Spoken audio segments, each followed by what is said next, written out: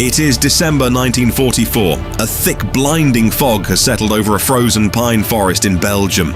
Inside the tree line, thousands of American paratroopers are freezing to death. They have no winter coats. They have no white camouflage. Some are wrapping their boots in burlap potato sacks just to stop their toes from turning black with frostbite. They are desperately short on ammunition, and the medical supplies ran out days ago. Outside the forest, moving through the fog, are 50,000 German soldiers supported by hundreds of heavy panzer tanks. The Americans are completely surrounded. They are cut off from the rest of the Allied army. The weather is too bad for airplanes to drop food or bombs. In the eyes of the German High Command, this is no longer a battle. It is an execution waiting to happen. Under a white flag of truce, a group of German officers approaches the American line.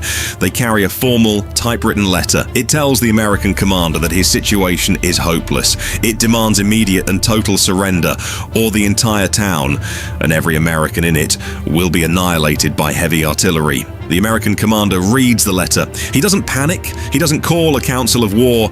He simply looks at the paper and utters a single, one-word reply. A word so profoundly defiant and so deeply confusing to the German officers that it will go down as one of the most legendary responses in the history of warfare. This is the story of the Battered Bastards of Bastogne, a story about what happens when the unstoppable force of the German war machine hits a freezing, starving, completely surrounded wall of men who simply refuse to break. By the winter of 1944, the Second World War in Europe was supposed to be ending. Since the D-Day landings in June, the Allied armies had been pushing relentlessly eastward, driving the German army back toward its own borders. The general belief among Allied High Command was that Nazi Germany was broken. The enemy was out of fuel, out of men, and out of time. But Adolf Hitler had one final desperate gamble left to play.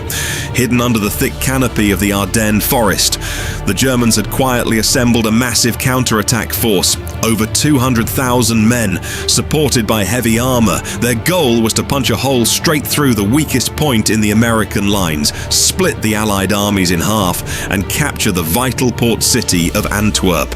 On the morning of December 16th, 1944, the trap was sprung.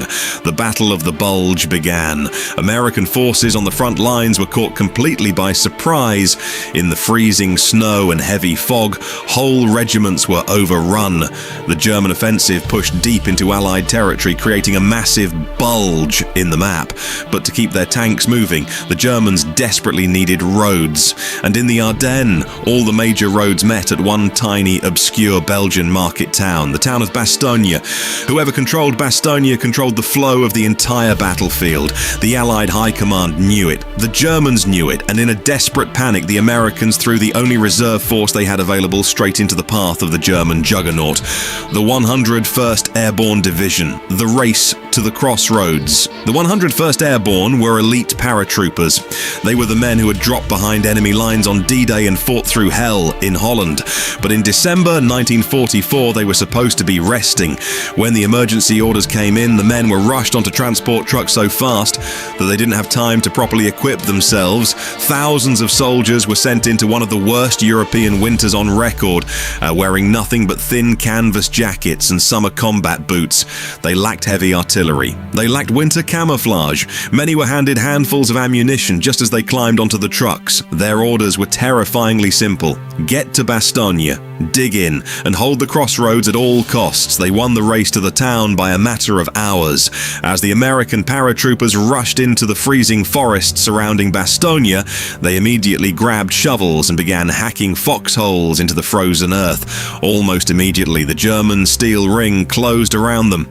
The steel trap closes by December 20th. The 101st Airborne, along with elements of the 10th Armored Division, were completely encircled. Roughly 11,000 Americans were trapped inside a perimeter that was shrinking by the hour. Surrounding them were elements of the German Fifth Panzer Army, nearly 50,000 men, and heavily armored tanks. The physical conditions inside the Bastogne perimeter were a waking nightmare. The temperature plummeted below zero. Snow fell endlessly. Because the ground was frozen solid, artillery shells didn't bury themselves into the mud before exploding. They detonated directly on the hard surface, sending razor-sharp shrapnel tearing through the trees at waist height. To survive, the paratroopers had to cover their foxholes with pine branches and huddle together for warmth. When men were wounded, the situation became catastrophic. The primary American medical camp had been overrun by the Germans early in the battle. There were no operating rooms. There was almost no morphine, no penicillin, and no clean bandages. Wounded soldiers were carried into freezing stone churches inside the town, where they lay on the floor, listening to the constant thunder of artillery. The one thing that could save them was the United States Army Air Forces, but the Ardennes was blanketed in a thick, soup-like fog. Planes couldn't fly, no supplies could be dropped, no bombers could target the German tanks. The men of Bastogne were entirely on their own. The Ultimatum. The German commander overseeing the siege, General Heinrich Freiherr von Lüttwitz, looked at his maps and saw a mathematical certainty. The Americans were outgunned, outnumbered, and freezing. It was time to end the standoff. On the morning of December 22nd, 4 German soldiers walked up a snowy road toward the American lines carrying a large white flag.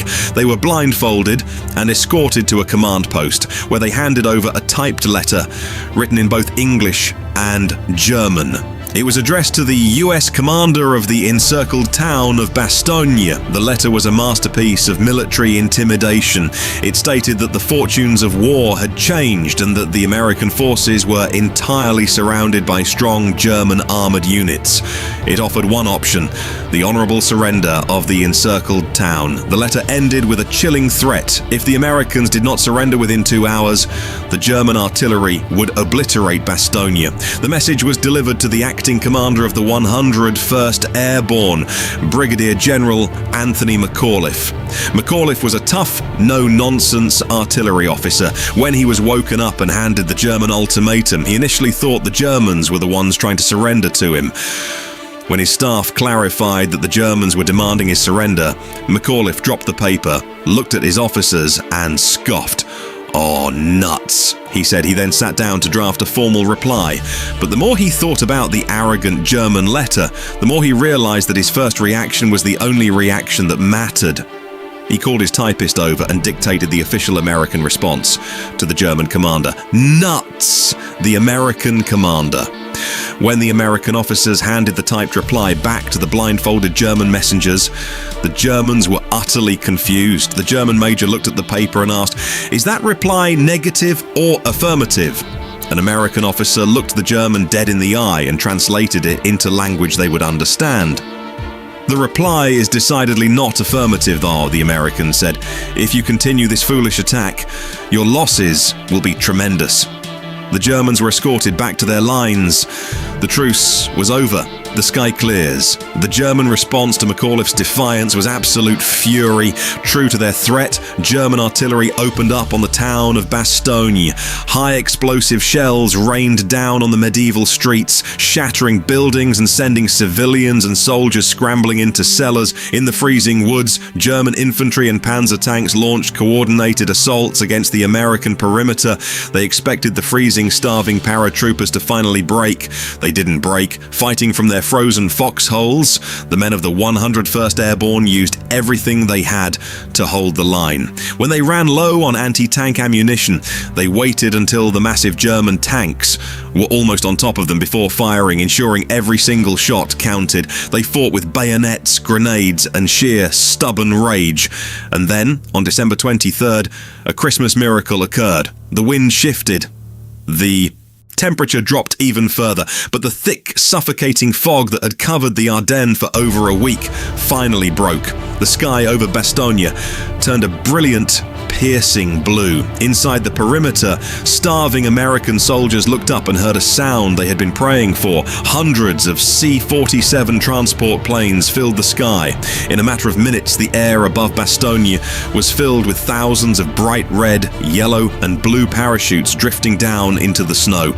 They were dropping ammunition, K rations, and desperately needed medical supplies. The men in the foxholes cheered, crying tears of relief as the supply bundles hit the snow. The isolation was broken. Right behind the transport planes came the fighter bombers. P-47 Thunderbolts screamed out of the sky, diving low over the tree lines and unleashing rockets and heavy machine gun fire onto the German tank formations for the first time in a week. The Germans were the ones being hunted. Patton's armor breaks through. But supplies from the sky were not enough to break a siege of 50,000 men. To survive, Bastogne needed a physical lifeline. 100 miles to the south, the legendary General George S. Patton had achieved the impossible. In one of the most brilliant logistical maneuvers in military history, Patton had turned his entire Third Army 90 degrees in the middle of a winter storm and ordered them to march relentlessly toward Bastogne. Patton's men drove day and night through the freezing snow, fighting through heavy German resistance.